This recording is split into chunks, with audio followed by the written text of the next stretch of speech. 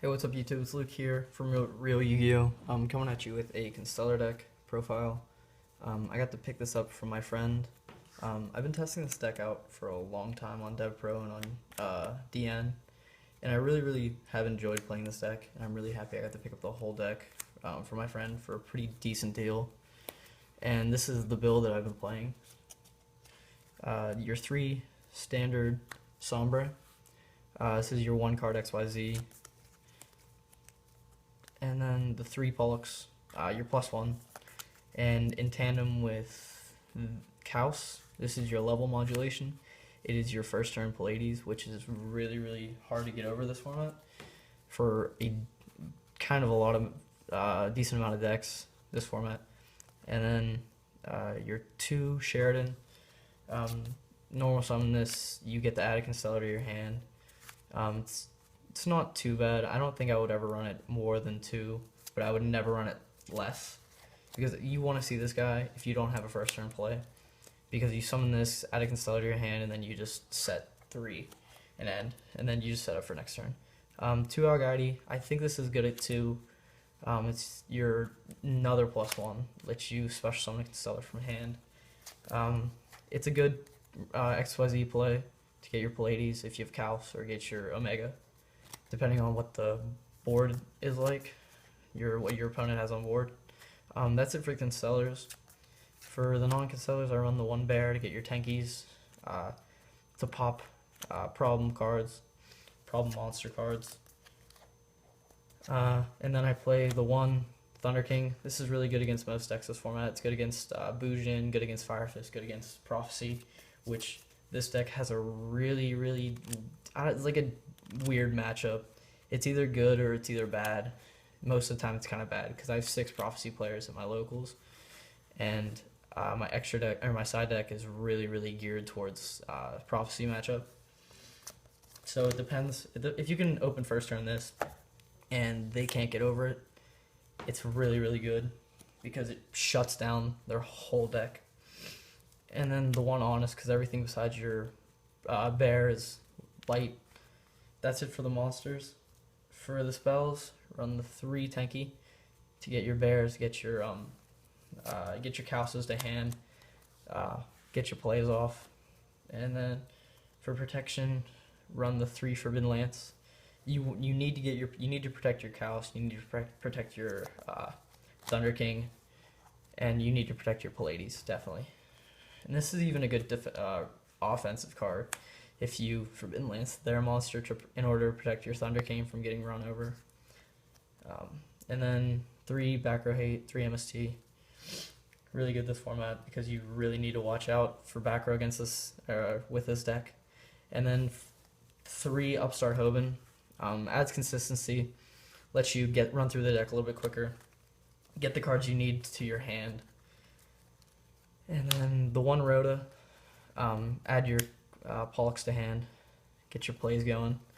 The 1 Dark Hole, I really think this is still staple against decks that overextend. Like, there's a lot of decks that overextend this format, but I just really think this is still a good card. If you need to clear the board, I don't really have options other than this and Torrential to clear the board to get rid of problems. And then the last spell card is a Book of Moon. I think this is really good this format still against the Bujin matchup, against the Fire Fist matchup. And then Mermail, like, you can, if you need to, you can flip a XYZ monster face down or a Synchro monster face down. Just still a good card in my opinion. And then onto traps, you're on the 3 Fiendish Chain. I'm testing this out at 3. I used to play 2 because it was recyclable with Pallades, but I'm kind of testing 3 right now. I like it at 3, but because I don't really know what else to put in.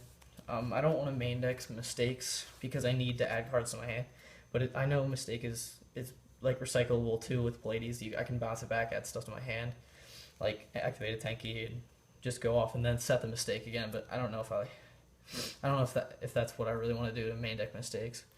And then 2 Mirror Forces, really good card this format. It's mass removal. Same thing. It's really good against Geargia to get their whole board presence just wipe it out completely. Then the 1/0, you run the 1 Torrential, the 1 Warning, the 1 Bottomless, and then the 1 Compulse. That is the main deck. It's 40 cards.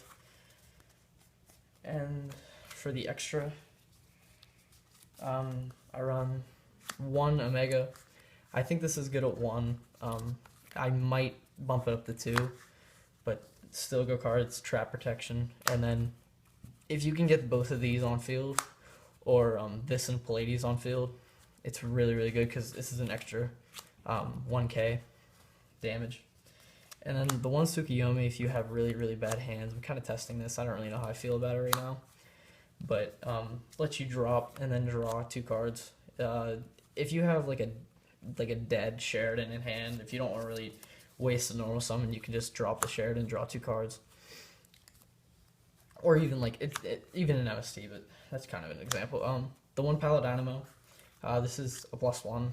If you can crash it, if you need to, or just what I do most of the time is just put it in defense and let people run over it and just +1.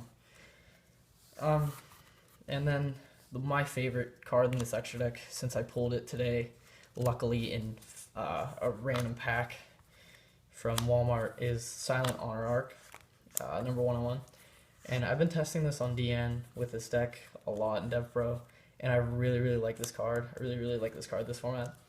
And I'm really, really happy I actually got to pick one up. I pulled it, so really, really happy I got this. I made my money back completely whenever I pulled it, and it was in the last pack. The generic rank 4s, Direwolf, Cowboy, and Dweller. Cowboy's good for 8k or 800 damage if you need to put 800 damage in your opponent to just finish them off. Direwolf really helps me a lot, just gets rid of problems. And then a Dweller is good against the Dark World matchup and the Mermail matchup, which I see is really, really popular in this format. That's it for the rank 4s. For rank 5s, you run your standard Pallades. I think this card is really good at 3 because this is my main card that I really, really want to go into. First turn this with 3 back rows, really, really hard to get over this format. In my opinion, this card is really, really good this format, and you want to play it at 3. Then the 1 Tiras and the 1 Shark Fortress. I would be playing a Vulgasaur if I had it, but I don't. I haven't got to pick one up yet, and my friend just sold his, so I don't think I'm going to pick one up in the near future, but there will be a Vulgasaurus here. My extra deck's only 14 cards. And then Tiras is it's okay. I don't really use Tiras that much. Shark Fortress is good for the OTK. Let your Pallades attack twice and then overlay for Gaia. And that's game pretty much. That's well, that's only 7,600 damage, but usually you only go into this after you've done enough damage for game. For your level rank 6s, you run the 1 Gaia, or for your rank 6s, you run the 1 M7, and then for the last card in the extra deck is the Gaia. M7 is good when you have no materials on your Pallades or no materials on your Omega. And it's just a really good card. And Gaia in tandem with Shark Fortress is just insane. That was the deck profile. I hope you guys enjoyed it. If you have any comments or questions, leave them in the section below. And don't forget to like, comment, and subscribe.